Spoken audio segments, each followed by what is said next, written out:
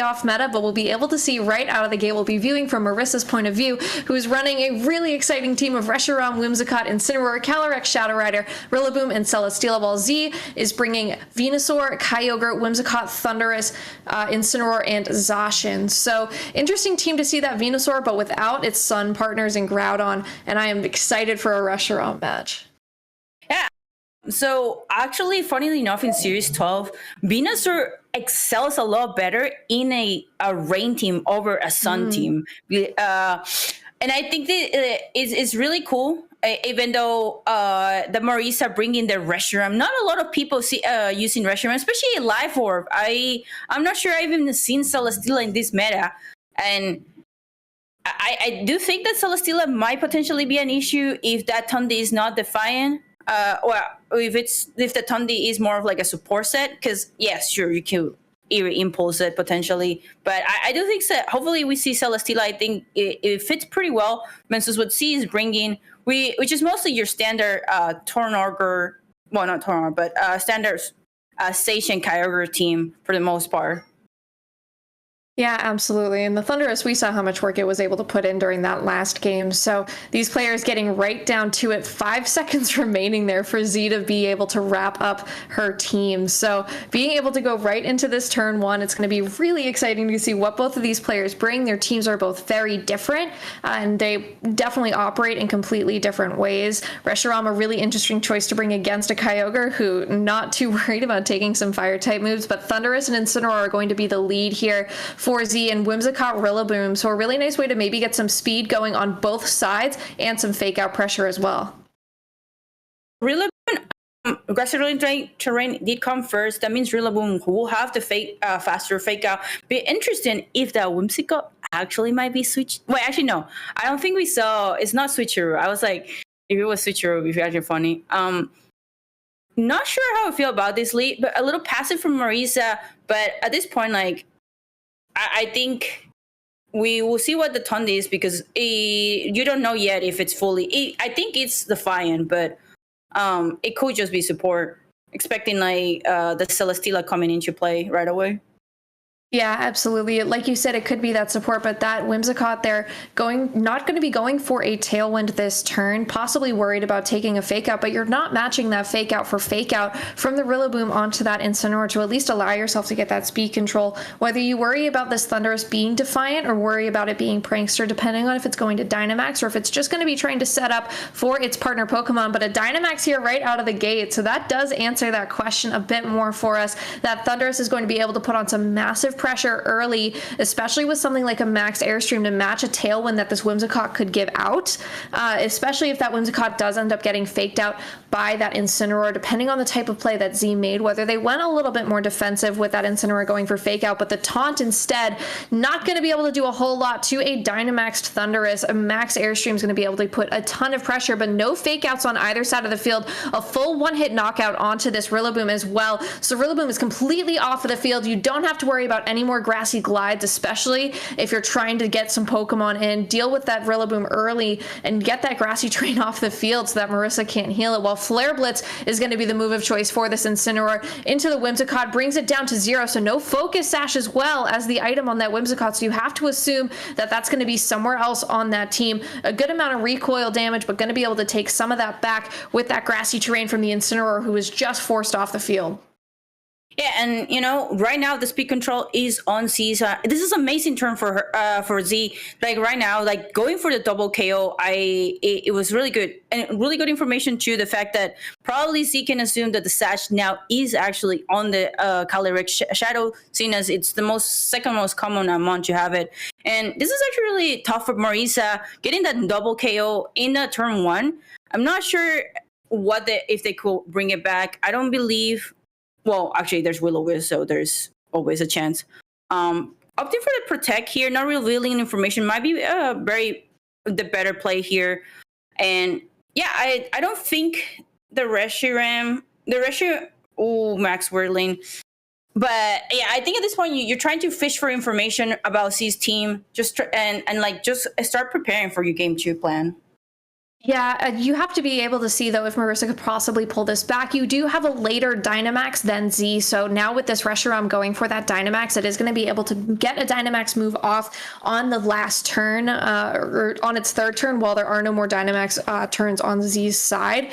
But instead, Calyrex going for that Protect, not going to want to take any damage here. It may take some through a Max Airstream though, depending on where Z chose to target, and it will. So that Protect taking a lot of that damage away from that Calyrex, but still means that Focus Sash is broken, especially because you can assume that it is not on that Whimsicott. It is most likely on to that Calyrex, but Throat Chop, a double target into that Calyrex, not going to go through that Protect like its buddies Max Airstream did. Max Wormwind into the Thunderous, though, going to take it to almost about 50% of its HP there, just with that single move, and most importantly, it's going to drop that attack stat, which is then going to raise the attack stat again, so you basically get it at an extra +1 there. Really tough to deal with that Defiant boost, especially now that you've gotten a couple of really good speed boosts to go along with it. Yeah, and I'm pretty sure this next turn, it's going to be a pretty fast game. I expect a double KO from Seasides, especially given the fact that Incineroar did reveal that it has Throat Chop, and the Defiant boost, unfortunately. Probably just cool, probably one-shot Reshiram. So it is really a tough spot right now. Yeah, like you said, it is a bit more of a tough spot. This Calyrex is going to have to go for a double Protect, and it does not get it. It was super close there. Instead, going to be taking this Max Darkness at full force, going to be doing enough damage to easily knock it out here. It means that it's this Reshiram versus all 4 Pokemon on Z's side, and you've only seen 2 of them. And you're really only looking at 2 Pokemon whose movesets you can kind of figure out a little bit easier. Maybe not as much info on that as you'd like. Parting Shot, though, means you will at least be able to maybe see one more Pokemon here, see exactly what Z was thinking when she brought her team and who may be in the back to handle something like that Reshiram. It could just be one of the 2 restricteds here. Zacian is a pretty safe choice to bring to almost any matchup because of how powerful it is in this metagame. Intrepid Sword going to be able to get that boost without fear of any sort of Intimidate on the opposite side of the field. A Max Wormwind, though, is going to be able to go into that Thunderous, a really nice target to not go into that Zacian because then it would not have any effect. But once again, going to get another +1 from that Defiant boost and attack drop. So those sharp boosts, those +2 boosts really add up over time, especially with these Dynamax moves here. So you got to wonder if Marissa, looking into her game 2, really needs to worry about speed control going forward. I think speed, yeah, it's pretty huge here.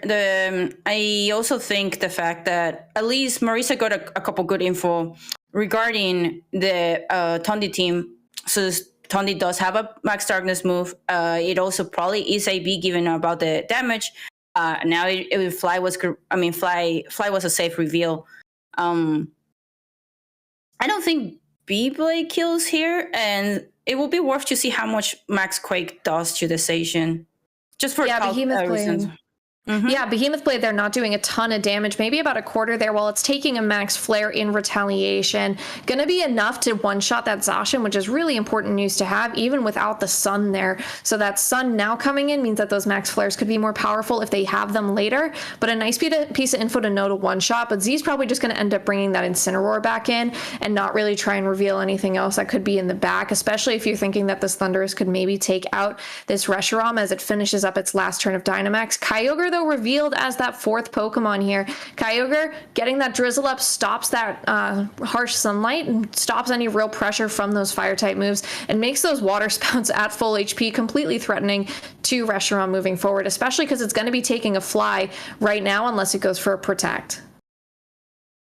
I think it's also pretty important, like, to actually fish if you're Reshiram, if it's a slow Kyogre from their side. But at this point, yeah, is Fly cool actually miss to here, and Marissa's just doing a lot, using her advantage right now, figure out what can Z do right now, just fishing for intervention for round 2. And I think this is actually really good, since at this point it's like, okay, I know like at -1 I kill Zacian with Max Flare. Now it's like, okay, Water Sprout got reveal. And I think at this point, it's like, are you faster than the Kyogre? If it's a slow Kyogre, I think that's also probably going to be important for Marissa to find out. Yeah, and you have to hope maybe if you're Marissa that you get enough damage off on this Kyogre that it can't comfortably go for a Water Spout and has to go for Origin Pulse or an Ice Beam. Water Spout, though, able to go first, so you are faster than this Reshiram and you're able to knock it out with a full HP Water Spout. So a nice game here from Z, getting that big damage off early while Marissa had to really just try and fight back from the start of turn 1 with that double knockout. So Marissa's going to really have to change up her game plan here going into game 2, while Z, I think, can definitely sit a little bit more into the driver's seat. Think about how she wants to play her next games, what her offensive plan is going to be. So, it's tough. Marissa really wasn't as focused on speed control. I think she was trying to make a tough 50-50 prediction in that turn 1, especially going for taunt, assuming that it was that prankster Thunderous by chance, stopping a Tailwind. I think knowing that now, and you don't have to go for that taunt, it's going to be really important for game 2 and then possibly a game 3. Absolutely. I wouldn't be surprised if we see sort of like, Whimsicott plus Reshiram just match the Dynamax for Dynamax. I believe like without the parting shot, the Max Quake probably will, unless it's a Shuka Berry, she'll start getting KOs. Because if anything, you want to start just trying to match the KO that the Tondy will do. And hopefully this time, Max Whirling will be a move that is going to be used unless it's safe, because I think it would have been nice to see a Max Quake on that turn 2 into the station that came in just for co-op. But I think Marissa probably identify key points, and we should be seeing a more aggressive lead on game 2. Yeah, agreed with that more aggressive lead. I also think that Marissa's going to have to pay a little bit more attention to which max move she's using. That max flare really helps because then you're not giving a Defiant boost to that Thunderous especially, and you can get a good amount of damage off as long as that Kyogre is not on the opposite side of the field there as well. So if you're able to use the max moves that do a lot of work for you and also don't allow that Thunderous to set up, because we've seen in this round and in the last round how absolutely devastating Thunderous can be if you let it just go off the rails and really kind of get unhinged with those Defiant boosts. So, whatever these players end up choosing, I think Marissa's going to have to be pretty careful with what she has.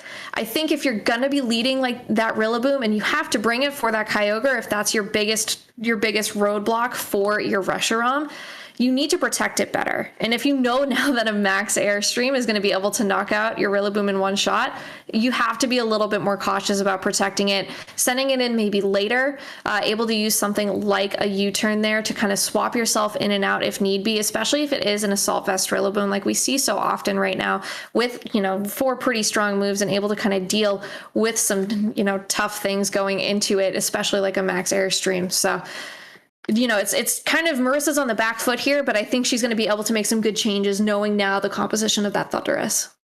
Yeah, and I wanted to mention Marissa did not show that she has Will-O-Wisp. And I actually really like this modification she has done. Whimsicott Calyrex Shadow is actually weird because if we see the same lead from Z, Will-O-Wisp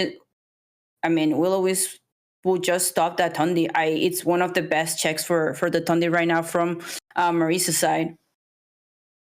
Yeah, absolutely. A really nice check there as well. Whimsicott Thunderous is the match on the opposite side of the field from Z. So 2 Whimsicotts back in the metagame where I have been missing them so much in some past series. Nice to have that extra support there. Calyrex going to be able to move pretty quick here, especially with if they match Tailwind for Tailwind, which I think they're going to have to do. There is no Follow Me or anything on this Whimsicott, of course, so it isn't going to be able to take hits away. And Taunt now knowing that that's not really going to do a ton to the Thunderous.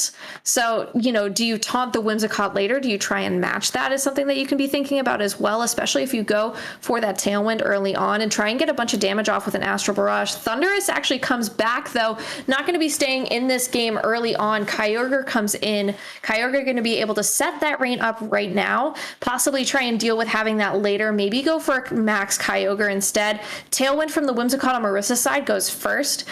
Really nice to have that information, but most likely a speed tie there as whereas the tailwind from the Whimsicott on the opposing side also matches it. So now the speed tiers are still exactly the same. Astral Barrage from this Calyrex Shadow Rider gonna do a pretty nice chunk of damage into both of these Pokemon. Whimsicott, it brings it down to not even its focus sash if it's carrying it, so you're not actually sure of that item. Kyogre, though, any amount of damage is nice when you're trying to stop those water spouts and bringing those more inaccurate origin pulses into play. Yes, Marissa did actually. I expected a Will-O-Wisp from them, but the fact that Marissa just went for the Astral Barrage, potentially reading Z, swapping his Mona, I think is really huge. Right now is the important part is that Kyogre potentially Scarf. Protecting here might be the safer, just to like soak some damage. And I really like the C change, right? It's like, oh, maybe they were hiding Will-O-Wisp from turn 1. So I'm just going to bring Kyogre. And getting that damage into the... Oh, Kyogre Dynamax. But yeah, getting the initial damage and then get Kyogre is really, really good for Marissa. So turn 1 is really good. Yeah, and knowing now that this Kyogre is your Dynamax, that means you're not worrying so much about that Thundurus. You're not going to be able to get a max airstream from that Thundurus to go faster, even with the Tailwind boost. So now at this point, you know Kyogre is going to be able to use some really powerful max Geysers and maybe a max Hailstorm if needed. Whimsicott going for a helping hand here is absolutely massive. If it's trying to get this damage off onto that Calyrex spot, but Calyrex going for a Protect this turn is also very important to know. Max Hailstorm, though, is going to be the move of choice. So if this isn't to the Rillaboom, it's not. It's into that Calyrex still through the Protect does not do nearly as much damage as I'm sure Z would have liked to see, and this Rillaboom is able to come in completely unscathed. Yeah, it was a really, really good turn from Marissa. Reading the potential double up or even like Hellstorm, just because I'm pretty sure Z knows that Calyrex Shadow has a Sash, so that's why they went for the for the Max Hellstorm, just to break Sash after the tuck, because the Sash Calyrex Shadow usually are pretty fragile. And right now, like I'm not sure. I mean, Relax could just really Grassy Glide and Astral Barrage, and we get a double KO here. Yeah, absolutely. And that would be really devastating in comparison to the turn 1 of that last game. You could also try and Protect again, I think, this turn if you really wanted to try and be a little bit safer, but I know going for a double Protect is never all that safe. Whimsicott on Z's side, though, going for a Protect here, trying to just sit with that last few pieces of HP that it's got. Rillaboom with the Grassy Glide into the Kyogre is almost enough to knock it out on its own here. Calyrex clicking Astral Barrage, another important piece of information to know, this Calyrex being faster than the Kyogre right now. And going to be, most importantly, getting a Grim Neigh boost for whoever Z has to bring in following this, even if it's that Incineroar, if that Incineroar has something like Throat Chop to maybe deal with this Calyrex, it's still not going to love taking Astral Barrage at +1. Marissa still has Dynamax. Whimsicott is almost dead. And right now, yeah, you have a Calyrex Shadow at +1 that probably will knock out a lot of things. I believe that it's probably Tundi coming now again. I'm probably saving Station on the back. Yeah, Zacian actually being the Pokemon that comes in right out of the gate here, trying to match with that speed. I'm sure that Zacian going to be able to put a little bit more pressure onto this Incineroar with something like a Behemoth Blade or a Play Rough if it needs to.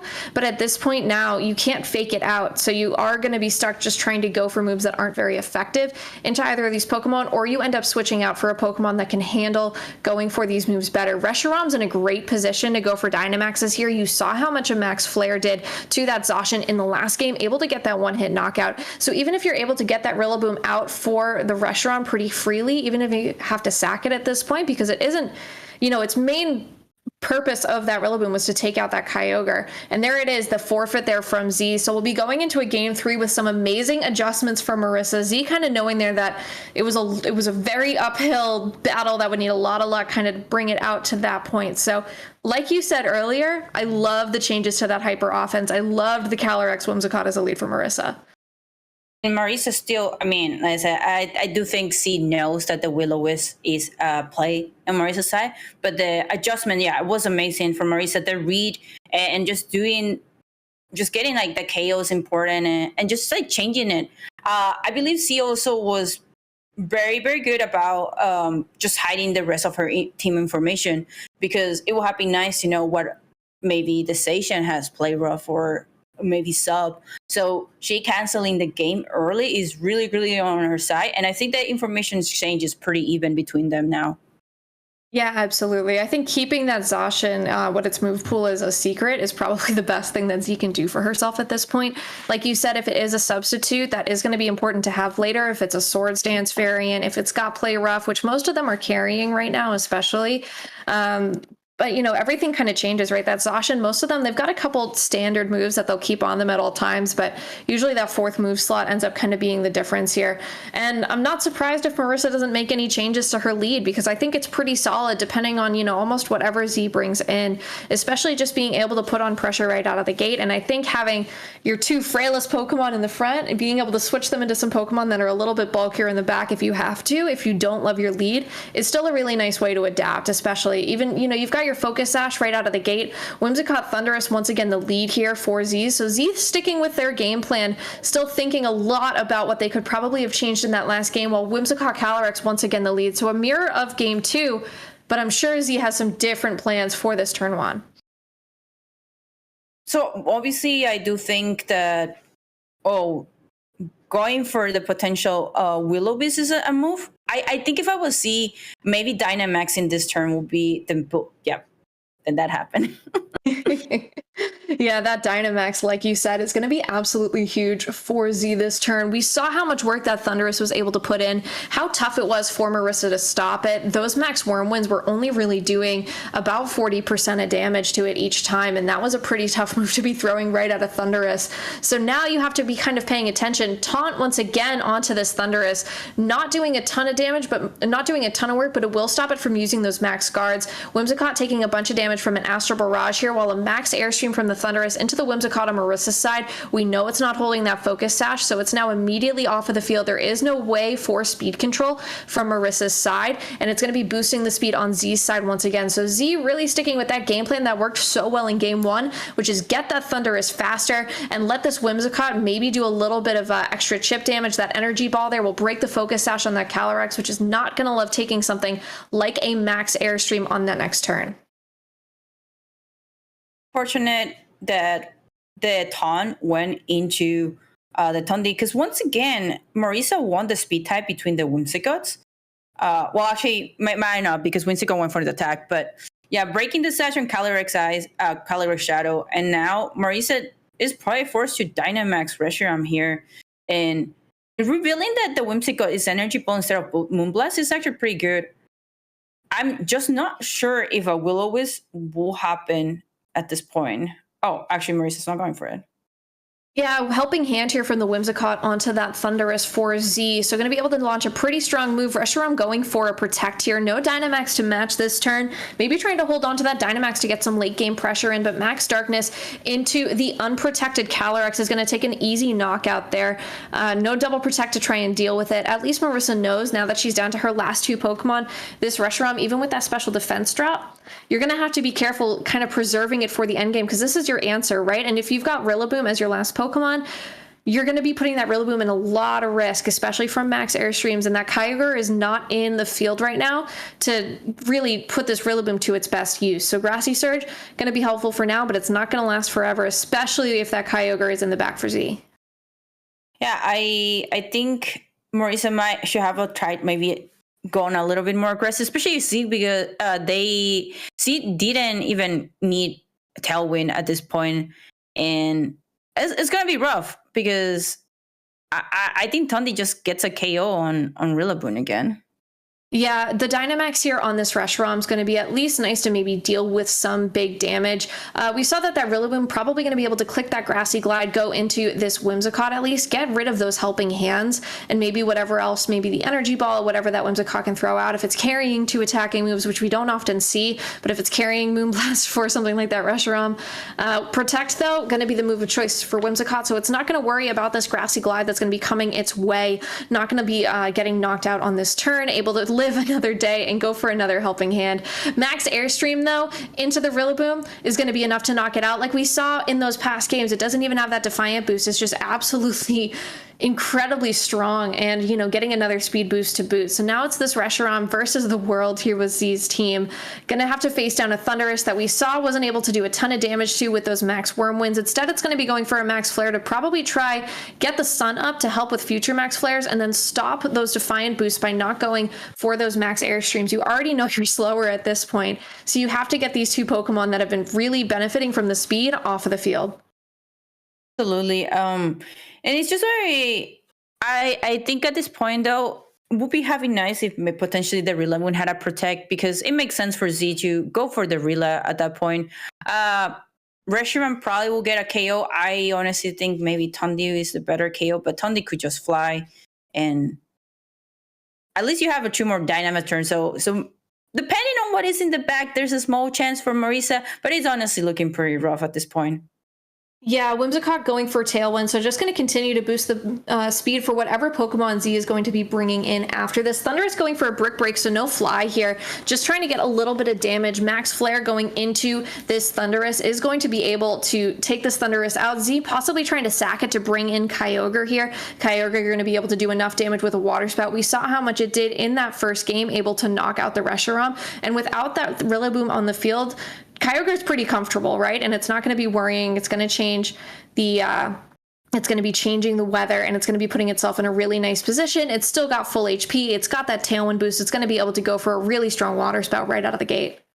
Helping Hand Water Sprout sounds terrifying right now.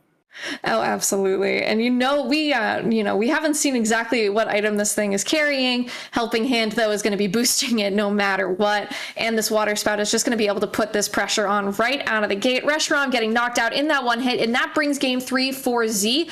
Once again, great adjustments from Z in this game, really able to put on offensive pressure with that Thundurus, who I think was the right game plan in games 1 and game 3 by not using it game 2 and trying to force that win with the Kyogre.